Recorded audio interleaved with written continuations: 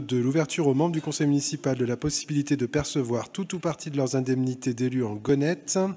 Monsieur Bocquet rapporte. J'ai une demande d'intervention. Est-ce que Monsieur Bocquet, vous souhaitez en dire un mot avant ou vous répondrez le cas échéant? Très bien. Pour le groupe Villeurbanne Progressiste, pour 2 minutes, Madame de Mars. Bonjour. Monsieur le maire, chers collègues, nous ne reviendrons pas en détail sur l'utilité de cette monnaie locale qui reste pour nous une action idéologique, même si l'objectif tout à fait louable est de développer l'économie sociale et solidaire à laquelle nous adhérons. Par contre, nous aurions pensé à plus de spontanéité de la majorité municipale à percevoir tout ou partie de leur rémunération en gonettes après l'adhésion de la ville à l'association par délibération du 29 mars 2021. Pour rappel, 49 élus de la majorité ont voté pour cette adhésion et nous supposons qu'ils seront évidemment tout aussi nombreux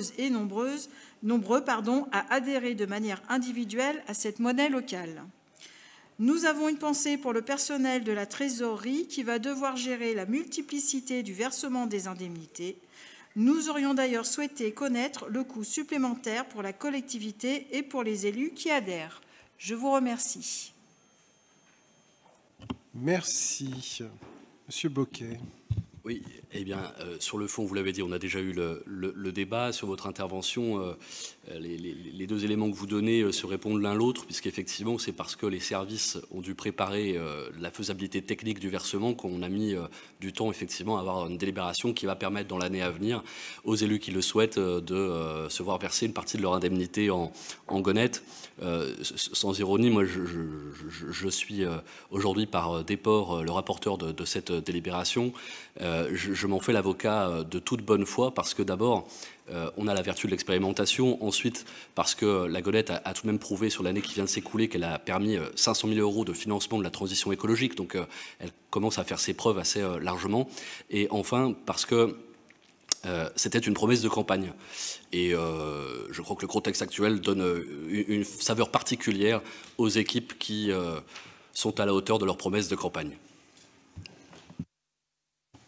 J'ai encore un souvenir ému de votre intervention, Monsieur Bocquet, lorsqu'on a présenté cette délibération.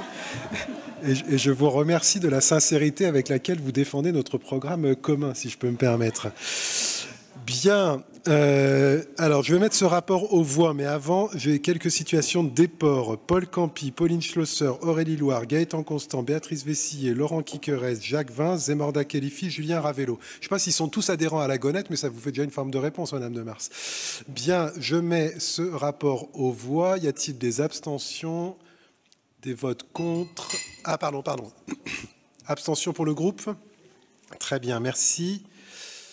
Vote contre? Il est approuvé.